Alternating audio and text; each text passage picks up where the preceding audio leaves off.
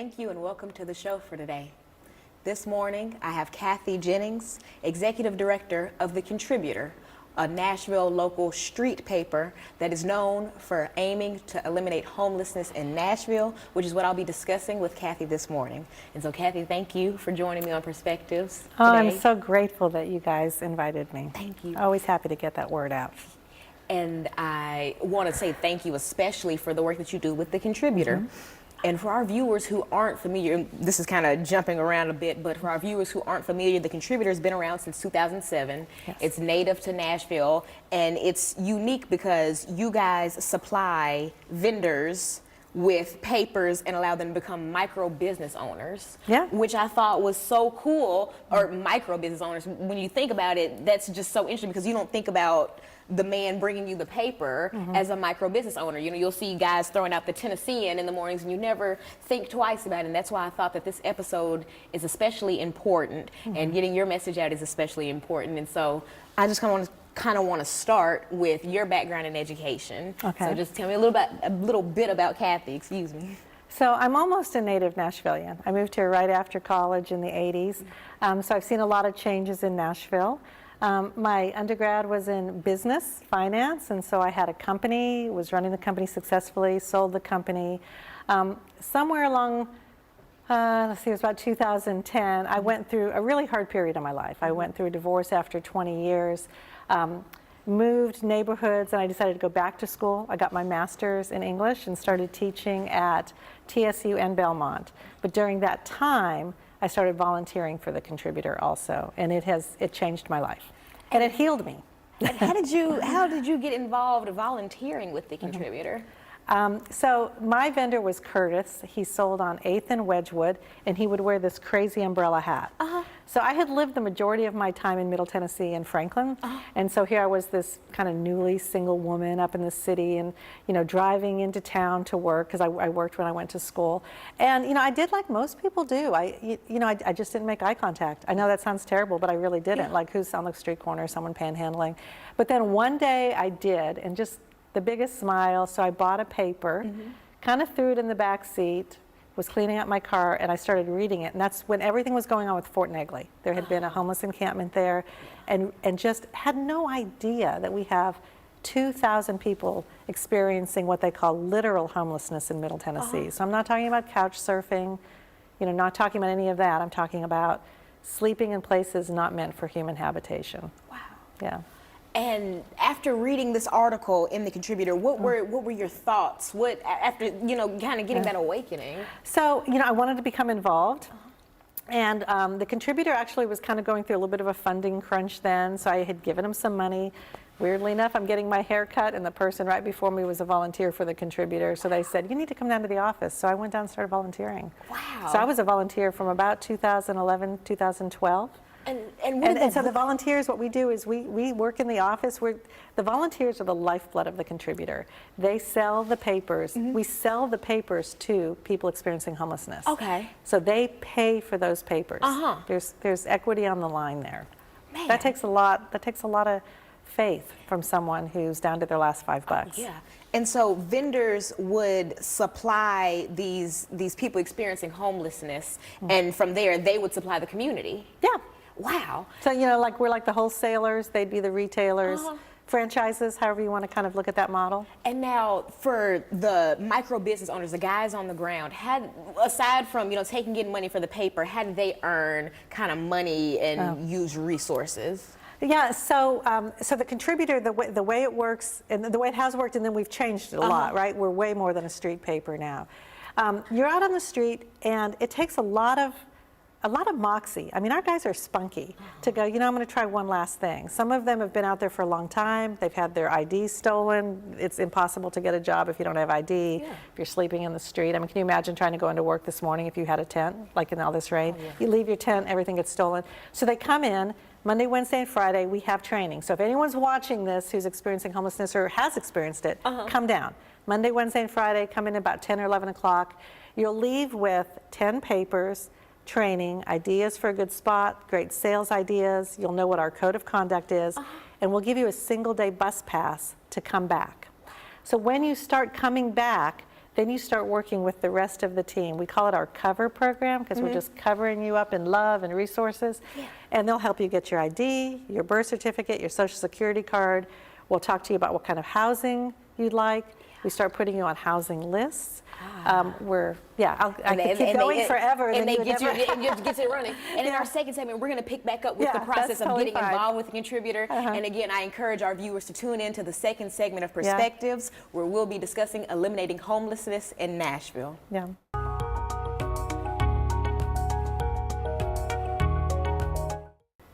Thank you and welcome back to the show for today. For viewers just tuning in, I have Cathy Jennings, Executive Director of The Contributor, a Nashville street paper that helps to eliminate homelessness in Nashville. And so in our first segment, I spoke with Cathy about her background in education, her upbringing in Chattanooga, Tennessee, as well as experiences at Tennessee State University and Belmont University.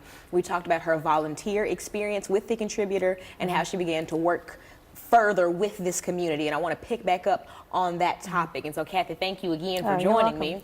And just to hop right back in where we just left off, we were discussing how people get involved with The Contributor. And I thought this was really neat because you mentioned that you can just walk in on like a Monday, Wednesday, or Friday, and you're going to leave with training, you're going to leave with papers in your hand. And something I thought was most interesting was you leave with a bus pass. You do. To come back. Yeah. And just the fact that you guys thought of this and thought of, you know, how that barrier of transportation can hold someone back and you allow them the resource to get back. Well, and not only that, when you come back, if you buy 5 papers, and our papers now are just $25 for them to buy, right? You get a bus pass. Wow. So if you come back Monday through Friday, you get a bus pass every one of those days. And it's a single day use bus pass to use any time. Because the way we've built our model, and we have this database that tracks, you know, how many papers they've bought. There's internal mechanisms that help you, like if you reach your own personal grow and expand it by 10%, right, goal, you get some free papers.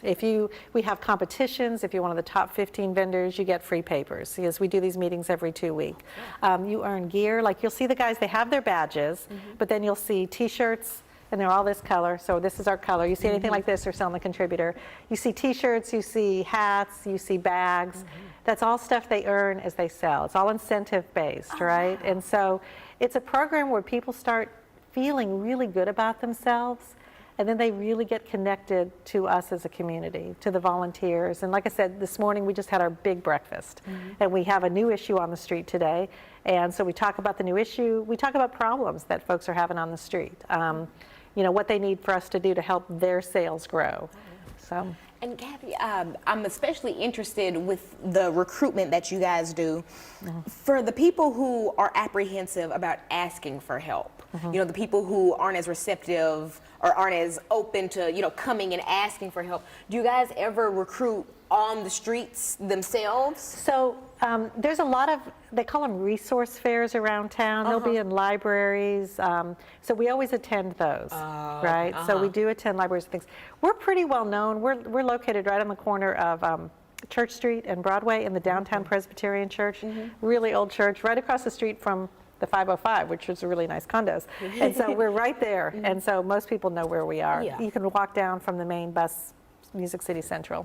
So. And now, what about obstacles in terms of disabilities? Do those hinder any vendors at all, or do those pose any problems? Maybe like an intellectual disability or illiteracy. You know, do those things kind of? Yeah. So I'll tell you, a lot of our vendors experience some type of disability, right? You know, physical, mental, and you'll find that a lot of the population on the street do. It's kind of a forgotten population. One of the things we've noticed is we probably have a really high proportion of people who have epilepsy, right? Diagnosis. Because when we do our intake interviews, we ask them lots of questions, and so we understand the population we're working with. You'll see a lot of our guys in the motorized scooters, the wheelchairs, and you know, this is a way for them, you know, they may get $700 a month in SSDI, and this is a way for them to subsidize that income a little bit, right? And so people ask me, well, once they get into housing, so we do lots of housing now. I think we've housed 105 people, and it's probably gone up by 6 since I've even said this, right? Because our housing list, we've really learned the technique of getting people into housing and then keeping them in housing, right? That's the big thing. You know, getting them in, getting furniture, and then helping them learn how to live in housing. Because if you haven't done that, that's hard to do, and right? Stay in it. And to stay in it, right?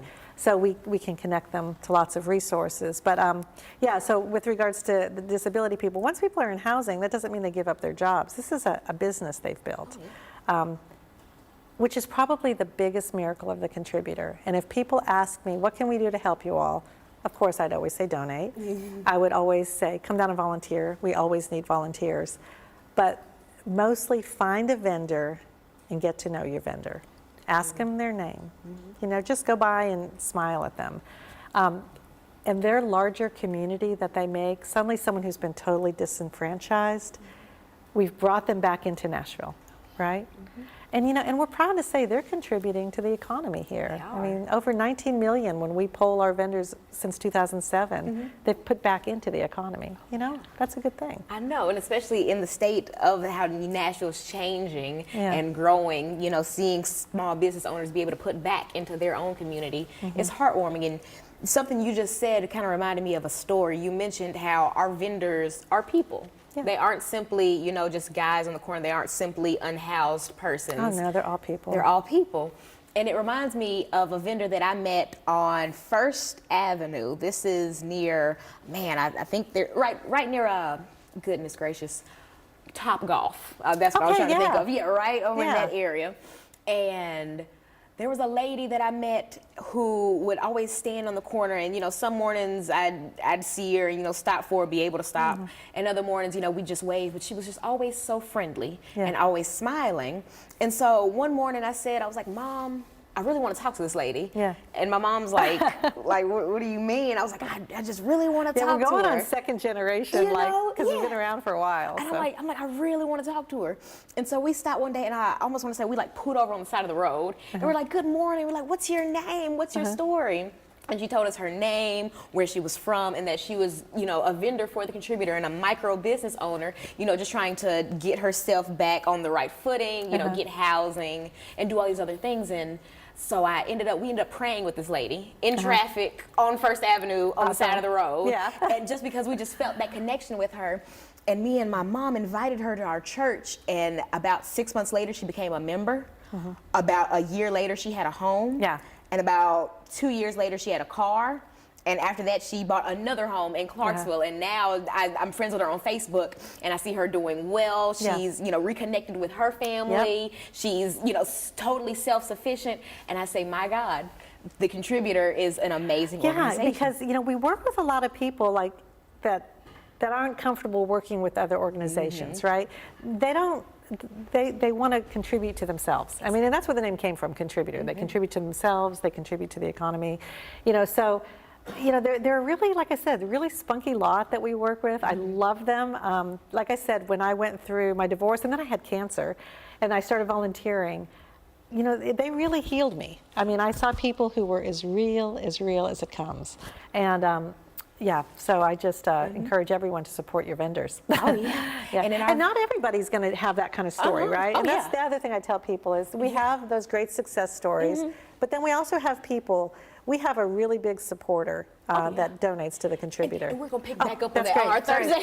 I don't mean to cut you off, but yes, ma'am. And we're going to pick back up on just the sense of community that the vendors have and what they provide for our community. And I encourage our viewers to tune into our final segment of Perspectives, where I'm with Cathy Jennings and we're discussing eliminating homelessness in Nashville.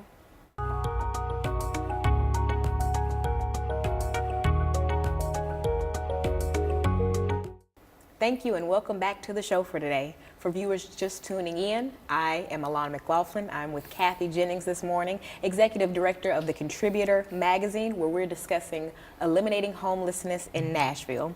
For viewers just tuning in, we discuss Cathy's background, experiences at universities like Tennessee State University and Belmont University, volunteer opportunities through the Contributor, and her personal experiences with vendors of the Contributor. And I shared stories of the experiences that I've had with vendors around Nashville and the impact that that they've had on our lives as well as on the lives of all Nashvillians. And so thank you again, Cathy, for just sitting down with me and for this awesome show. And in this final segment, I really just want to talk about the idea of homelessness in Nashville. Yeah. I know that you mentioned in a previous segment that you weren't as aware of just how prevalent homelessness was in town. You know, and we see people, you know, on the street, and we see them in different concentrated areas, but it never really occurs to you that this is a huge problem. And so once you got involved with Contributor, what did you begin to see in terms of homelessness in Nashville? The reasons for homelessness are as diverse as reasons for anything you have in your life. I mean, sometimes it's a confluence of things. You have someone who's experienced, they've gotten fired or they've gotten laid off, and then the relationship breaks up, and then their rent goes up. And we have people now that we see becoming homeless that cannot even believe they are homeless, right? Suddenly they are living in their vehicles, and they think, okay, this won't last long. But before you know it, months have passed, and that wears on people's emotional health and their mental health. People talk about addiction on the street. Did addiction lead people to homelessness, or did people become addicted after they became homeless, right? Because, they're self-medicating. Time starts to stand still for people. It's all about waking up and surviving the day. It is very traumatic. They start to feel invisible. Like you'll see people on the street doing things that you're like, why are they doing that in public? It's because they don't even feel seen anymore. They almost feel invisible. And so, what I have learned is anytime you want to judge someone on the street for the way they look or dress or the way they're acting, I try to put myself out there sleeping in the woods for 6 months, and what would I be like? And just try to show that charity. But we do have so many people who have come through the program. Some who are really successful vendors, who will always be really successful vendors, and then some who it's a stepping stone, and they've gone on to become independent in other ways. And do you guys express to them that this could either be a stepping stone or something lifelong? Oh, yeah. You make that available? Yeah. I mean, we really value the autonomy and the choice of the people we work with. That's another reason we call them vendors and not clients, right? Because they're vendors. They're vendors of the newspaper. They're independent. All of our language reflects that. They publish in our paper. And we have a new website now. I encourage you to go to it. You'll see a lot more of their articles. And, I actually got a call from, I guess, a competitor, I don't know, MPT yesterday about an article they saw that one of our vendors had written that was online. That was just fantastic. We've had vendors publish in New York Times. Some of their articles have been picked up and published. And we talked about vendors who have gone on to, be business owners, who have gone on to do a multitude of things using the resources and, the stamina that they built up through the Contributor. So we have lots of partnerships now. We have partnerships with substance abuse clinics that we can refer directly to. We have partnerships with mental health, clinics. We also have partnership with United Way, which partners us with SNAP ENT. And what that is, it's an employment and training program through the state. So when we have someone that, possibly has started with us as a vendor, as they progress and grow, they get a lot more confidence, they get into housing, that's a game changer.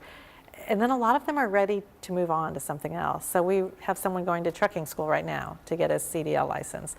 We've had people, there's a lot of folks of ours that work for the stadium now. We have some folks that work over at, the Predators, so it's a little bit of they're everything. everywhere.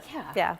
And I guess going from there, what can Nashvillians do, both with the Contributor and just on our own, what can Nashvillians do to kind of help combat homelessness in town?